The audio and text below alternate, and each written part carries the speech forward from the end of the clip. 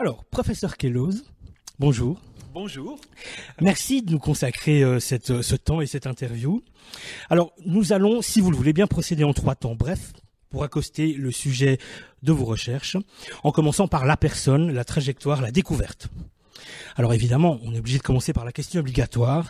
Le 6 octobre 1995, en compagnie de Michel Mayor, qui est votre directeur de thèse à l'époque, à l'Observatoire de Genève, vous découvrez la première exoplanète en orbite autour d'une étoile de type solaire, 51 Pégasi b, en orbite donc autour de l'étoile 51 Pégasi, située dans la constellation de Pégase à environ 40 années-lumière.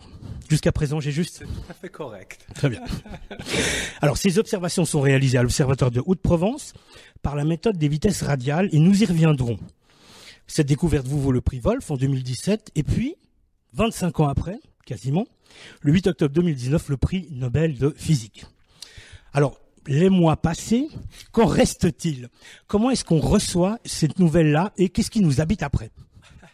Bon, d'abord, les mois n'ont pas complètement passé, parce que c'est vrai qu'un prix Nobel, ça déclenche beaucoup d'intérêt, d'abord de la part du public, donc on se trouve à être très sollicité et on revit tout le temps un tout petit peu cette émotion de l'événement du prix Nobel à travers toutes les sollicitations que l'on a. Donc c'est toujours absolument merveilleux de ressentir cette impression.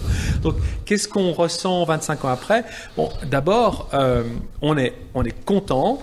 On est content pour le domaine de la science qu'on a de fait initié avec Michel.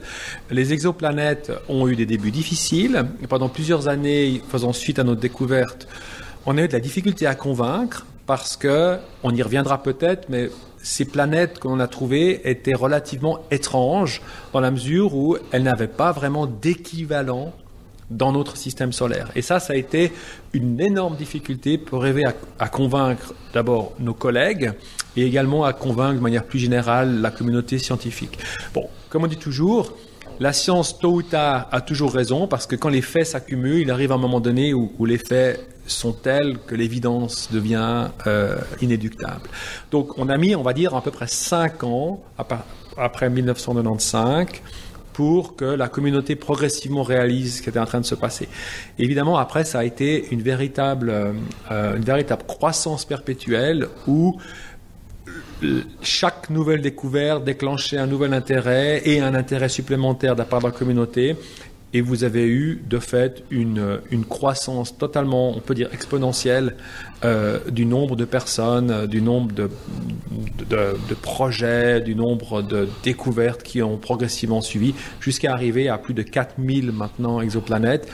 Et quelque part, ce que j'appelle une révolution de notre compréhension de notre place dans l'univers, de fait. D'accord. Donc ces sensations de sidération, elle est tout le temps là, peut-on dire. Mais en même temps, vous avez cette reconnaissance de vos pairs et puis finalement, on peut estimer que du coup, ça stimule d'une certaine manière un ensemble de personnes pour aller plus loin encore.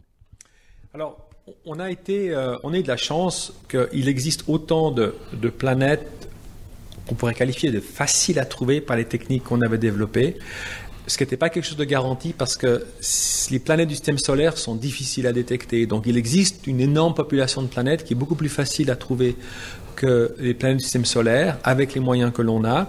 Et le nombre de découvertes qu'il y a eu a joué le rôle d'un énorme, quelque part, stimulation pour le public, d'abord, pour le sujet, et également pour les étudiants.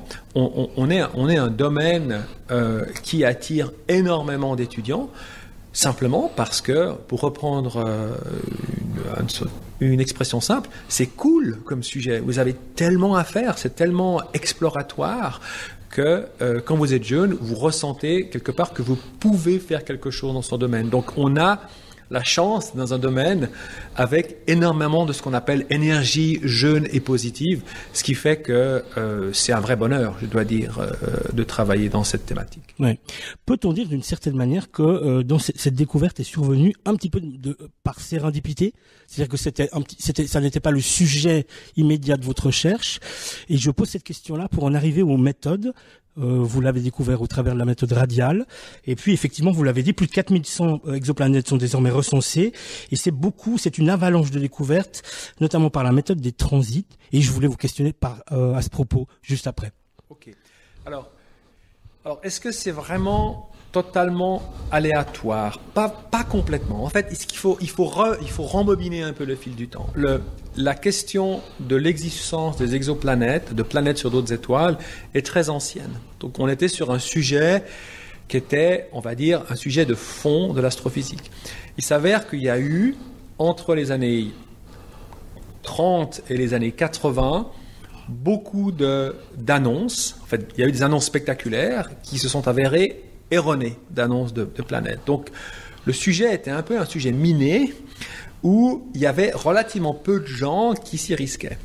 Il s'avère qu'en parallèle, il y a eu des nouveaux développements technologiques qui ont permis d'élaborer des nouvelles techniques d'observation. Et une d'entre elles était d'utiliser la mesure de la vitesse des étoiles pour éventuellement détecter la présence d'un objet en orbite autour de ces étoiles. C'est ce qu'on appelle la technique des vitesses radiales.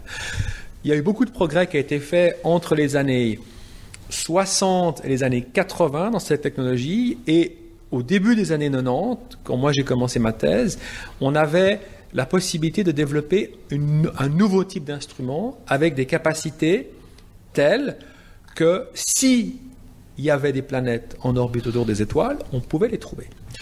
Donc, la question, c'est est-ce que ce programme-là est un programme qui était tout de suite, quelque part, au sommet de nos priorités à l'époque? Alors la réponse, honnêtement, c'est non, mais ça en faisait partie. Je pense que c'est quelque part ce qui nous a sauvés dans cette affaire. C'est qu'on était conscient qu'on avait cette capacité de le faire, mais on a pris le problème de manière plus générale. Michel Mayor avait tout un historique dans trouver des petites étoiles et des objets qu'on appelle des naines brunes. Il avait développé un appareil dans les années 70, donc quelque part c'était un sujet qui était un sujet dans lequel il avait une certaine reconnaissance internationale. Donc pour lui, c'était assez facile d'imaginer, de construire un instrument qui allait poursuivre la même exploration et qui, en améliorant la précision, avait aussi le potentiel de trouver une planète. Et en fait, on est parti avec cette démarche qui consistait à dire on va observer des petits objets en orbite autour des étoiles. Et ces petits objets pouvant être également des planètes. Et c'est un peu comme ça qu'on a abordé. Mais c'est sûr que l'attente au début du programme était telle qu'il était hors de question qu'on trouve une planète comme Jupiter, par le simple fait que Jupiter met à peu près 10 ans pour faire le tour de son orbite et qu'il faut 10 ans de données pour le faire. Si bien que Michel Mayor, au début de ma thèse, ou plutôt vers le milieu, m'a dit non mais de toute façon on va mettre en service cet instrument qui était en fait mon travail principalement et tout ce qui allait autour, mais tu ne pourras pas vraiment trouver de planète. Ça prendra des années. Et moi, je dis, mais ça fait rien, c'est tellement incroyable comme projet, commençons le projet. Et c'est un peu comme ça, c'est avec cet état d'esprit qu'on a démarré le projet. Donc on va dire une grande ouverture d'esprit à ce qu'on pouvait trouver, mais aucune attente au niveau des planètes. Le sujet ne faisait pas partie de mon sujet de thèse. Donc vous pouvez imaginer ma surprise quand Michel m'ayant laissé les clés de l'instrument parce qu'il était parti faire un sabbatique à juste titre, parce que rien n'allait se passer, c'était évident, c'était le début du programme. Je tombe sur cette étoile, 51 PEG, et je vois des variations de vitesse, et que la seule explication que j'avais pu avoir à l'époque, c'était de me dire qu'il y avait une planète. Et pour imaginer la surprise de Michel, quand je lui ai annoncé que j'avais trouvé une planète, très sceptique, et puis progressivement, en refaisant plus de données, en analysant ensemble les données, finalement il s'est fait à l'évidence qu'on avait effectivement trouvé une planète. Donc quelque part, on a eu de la chance, mais de la chance que ces planètes existent.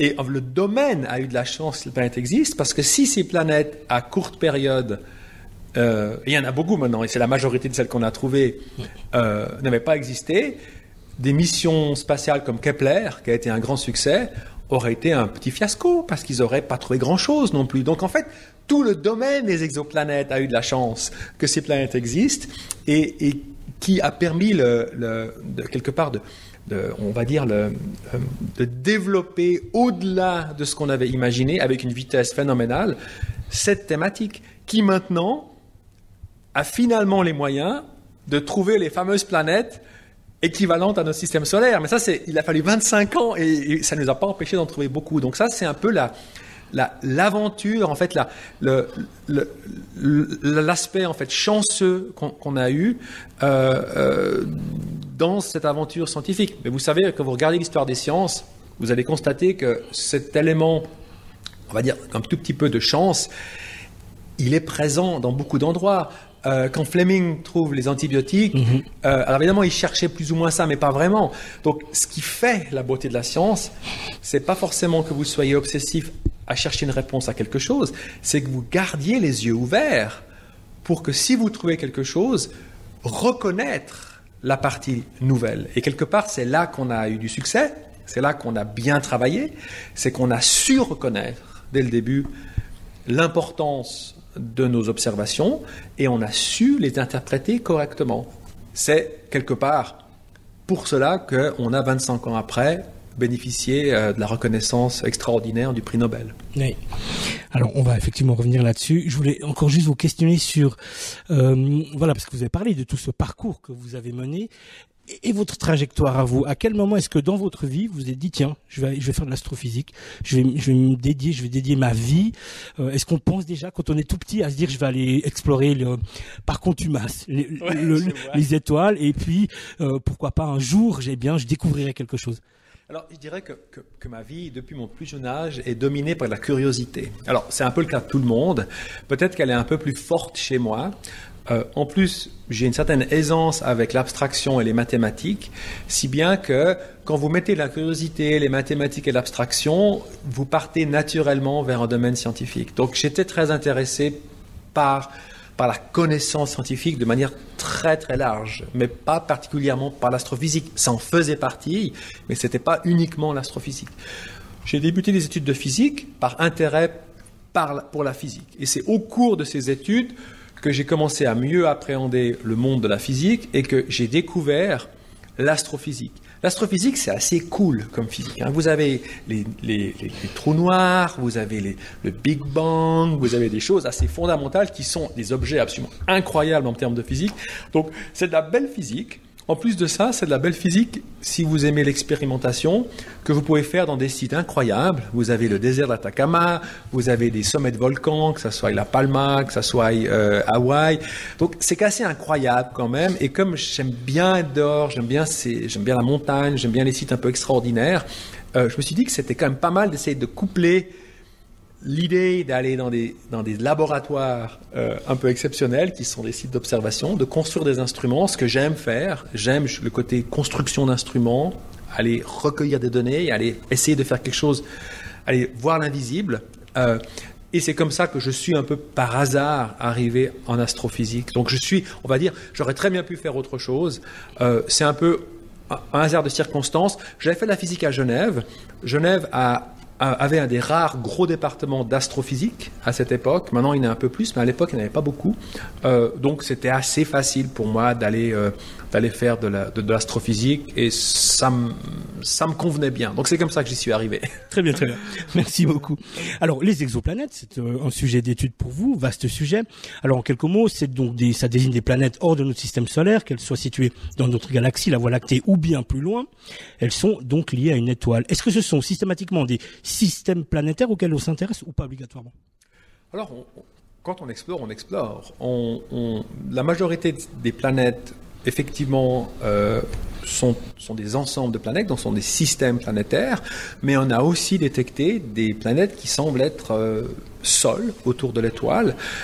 Souvent pour des bonnes raisons, c'est parce qu'il y a eu des phénomènes relativement dramatiques au cours de leur histoire. Quand je dis dramatique au sens des planètes, c'est-à-dire qu'on peut imaginer que des planètes, de par leur orbite, ne soient pas complètement stables et qu'il y a une certaine instabilité dans ces orbites qui fait qu'à terme, c'est un grand jeu de Bill Bokeh où une planète commence à éjecter les autres. Vous trouvez avec des planètes éjectées dans le cosmos avec un nombre de planètes qui peut être une qui reste en orbite autour de l'étoile. Donc on sait que ce genre de phénomène a dû se passer parce qu'on a détecté, on a trouvé des planètes isolées et en particulier qui ne tournent pas dans la même direction que leur étoile. Ça, en général, c'est un signe qu'il s'est passé quelque chose d'assez violent dans l'histoire de formation parce qu'on s'attend à ce que tout le monde tourne à peu près de la même chose de par le mécanisme de formation des planètes qui est au sein d'un disque primordial et en gros le disque tourne comme l'étoile. Donc vous avez vraiment une attente comme dans le système solaire où tout le monde est plus ou moins aligné et tout le monde tourne exactement dans le même sens. Mais c'est pas le cas. Des systèmes pour lesquels il y a des directions qui sont opposées, voire transverses, à ce moment-là, il y a dû avoir quelque chose de dramatique. Ce genre de scénario, justement, où les planètes sont bouleversées, où la répartition est complètement bouleversée. Très bien, merci beaucoup. Observation depuis la Terre, vous l'avez dit vous-même, il y a des sites fantastiques, mais voilà, y a-t-il des vices et des vertus à cette observation-là? Cela préfigure les prochaines questions qui vont concerner Khéops, bien entendu. Est-ce qu'on observe mieux depuis un site fixe sur lequel on peut intervenir en temps réel et tout le temps, ou est-ce que, depuis l'espace ou depuis ailleurs, on observe mieux?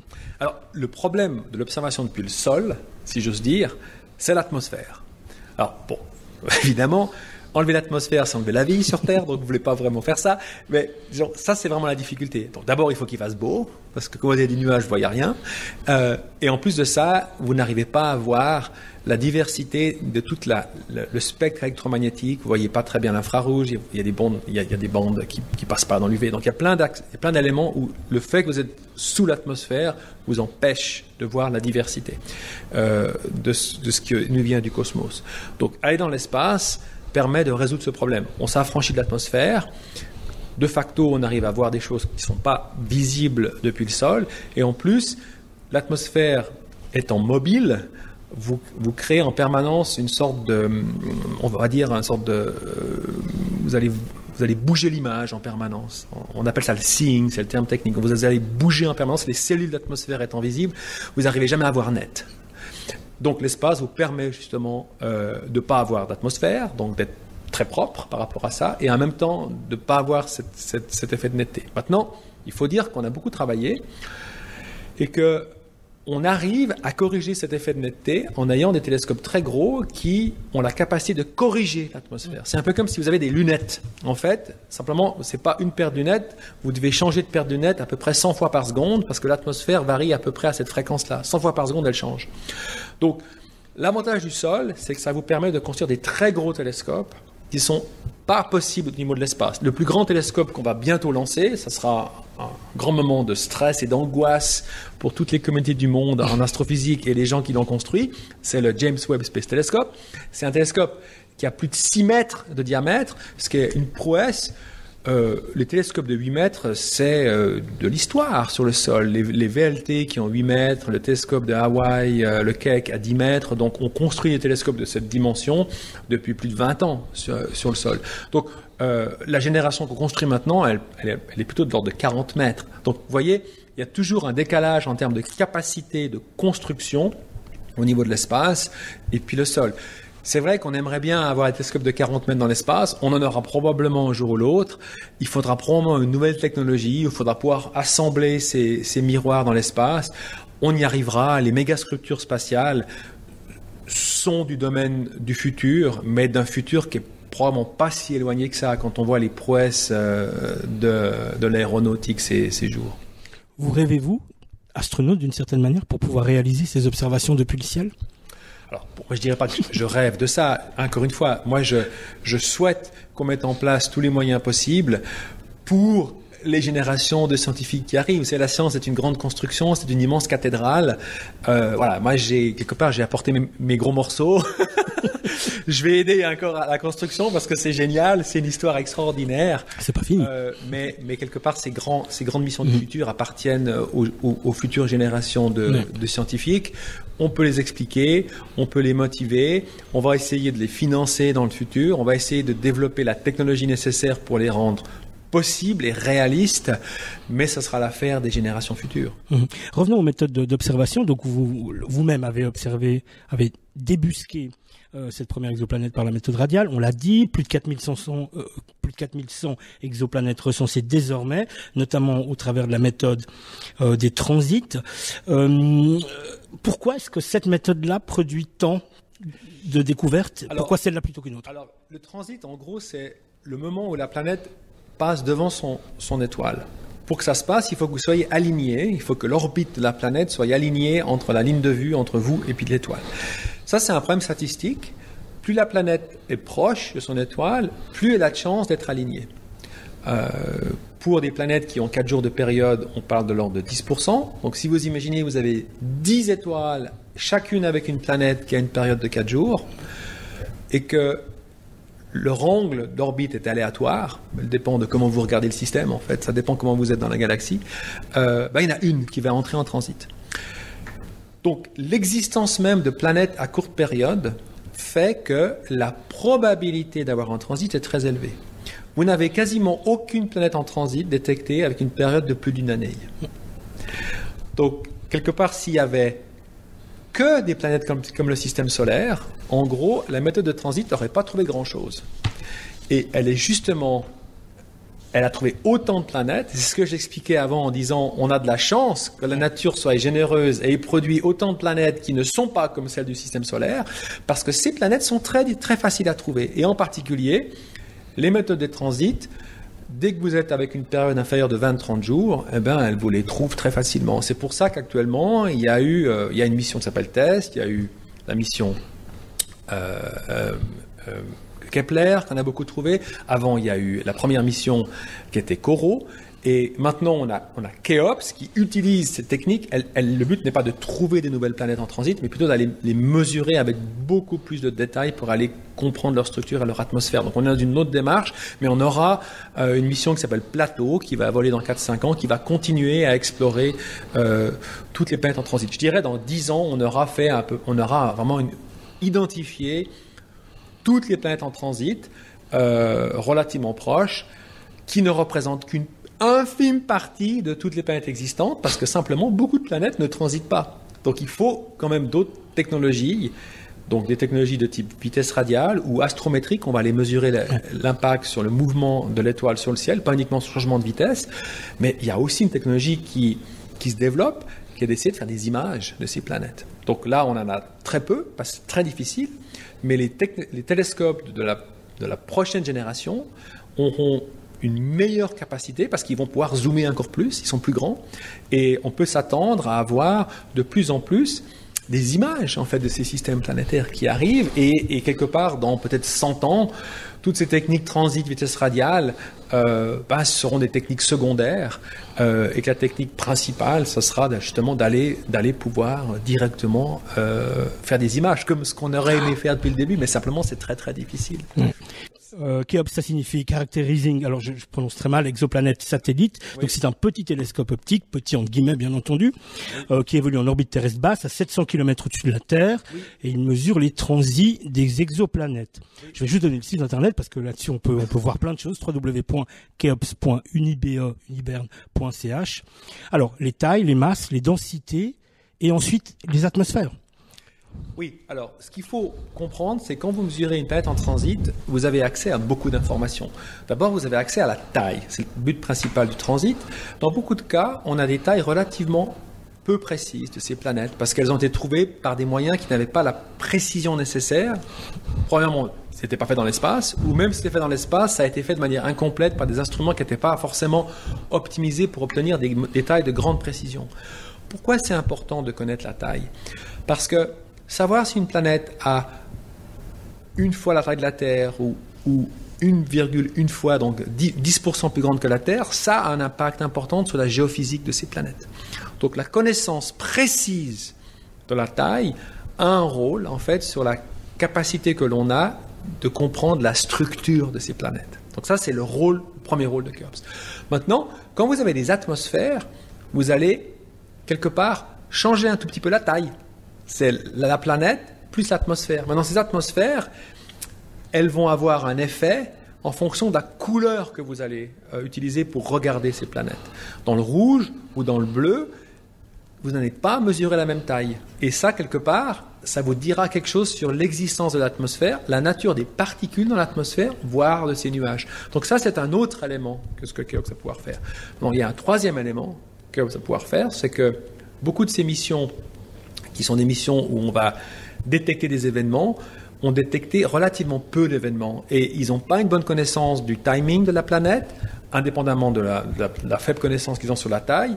Il y a également la possibilité de détecter la présence d'autres planètes qui changent la position et le temps du transit. Ça s'appelle les variations de transit. Et on a la possibilité avec Keops d'aller simplement réobserver cette planète au bon moment pour mesurer beaucoup plus précisément, non pas uniquement en ce moment-là la forme, mais le temps du transit. Et cette capacité-là vous donne accès à comprendre la diversité planétaire que vous avez sur ces étoiles. Donc tous ces éléments-là font que Keops est en fait ce qu'on appelle fait une sorte de suivi des planètes connues et permet d'approfondir, voire même de découvrir des choses nouvelles, en particulier sur les plus intéressantes de ces planètes, celles qui sont autour des étoiles brillantes, parce que c'est surtout celles-là qui nous intéressent, parce que c'est celles-là pour lesquelles on leur apprend le plus de facilité à l'avenir d'obtenir le plus d'informations possible. D'accord. Est-ce qu'il y a là tout de même un biais qui consiste à rechercher des planètes qui sont relativement proches de ce que l'on connaît sur Terre, des planètes telluriques plutôt que des gazeuses, dans une zone d'habitabilité qui est celle que l'on détermine. Ainsi, de cette manière-là, est-ce qu'on filtre d'une certaine manière les observations que l'on va faire avec Keops, ou est-ce qu'on observe vraiment un maximum de choses? Alors non, la sélection, c'est pas tellement un biais, c'est pas vraiment le terme. C'est vrai. On sélectionne les étoiles brillantes avec planètes parce que, encore une fois, ce sont les plus intéressantes. Donc, ça, c'est un choix. Maintenant, les étoiles brillantes présentent, on retrouve tout le type de planètes qui existent autour de ces étoiles brillantes. Donc, en fait, on va optimiser ce qu'on appelle le retour scientifique de la mission. Maintenant, on a quand même une capacité d'observer une centaine d'étoiles. Donc, on ne va pas uniquement se focaliser sur les 3-4 étoiles les plus brillantes. On va aussi chercher les objets qui ont le plus d'intérêt en termes de nouvelles connaissances que l'on peut acquérir. Donc, et ça, c'est vraiment quelque chose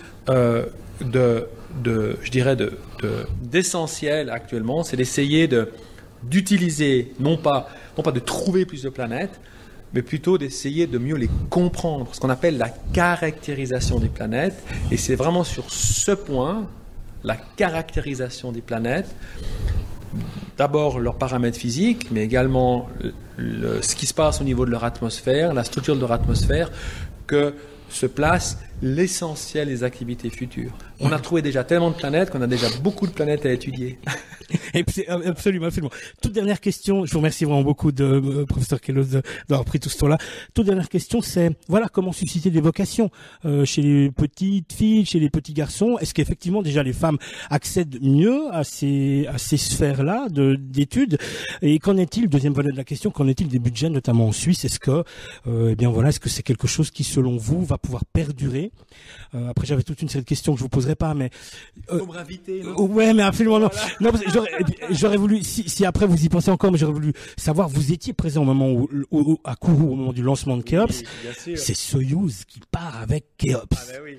Un truc de fou. Soyouz, c'est l'histoire de la recherche, et Keops, c'est la Suisse. Oui. J'aurais voulu avoir, juste pour terminer, votre état d'esprit par rapport à ça. On va faire une émission sur Keops. On va inviter d'autres partenaires. Mais c'est clair. Non, je sais. Alors, rapidement. Comment susciter des vocations? Oui, alors c'est facile. Dites-moi. Donc, un rôle très important d'un professeur, je pense, c'est justement de préparer la relève. Donc, comment on suscite des vocations? D'abord, il faut partager de manière généreuse l'aventure scientifique. Et l'aventure, c'est aussi l'émotion scientifique. La science, c'est beau. La science, c'est émotionnel. La science, c'est enthousiasmant. Donc, il y a plein de manières de la faire. Votre émission y participe. Il peut y avoir des participations à des ouvrages. Il peut y avoir à des émissions de télévision, à des conférences. Donc, ça, c'est quelque chose qui me tient à cœur, d'essayer d'assurer un maximum de relève. Maintenant, il y a aussi le cadre légal dans lequel on peut assurer ces relèves. Il faut absolument que la science soit ouverte à tous et à toutes. Donc, ce n'est pas uniquement un problème de genre, c'est aussi un problème d'accès à toutes les couches de la société. Moi, j'aime bien rappeler que moi, je suis originaire, on va dire, d'un quartier, on va dire, relativement standard de Genève. J'ai vécu à Aunay, j'ai bénéficié de l'école publique gratuite.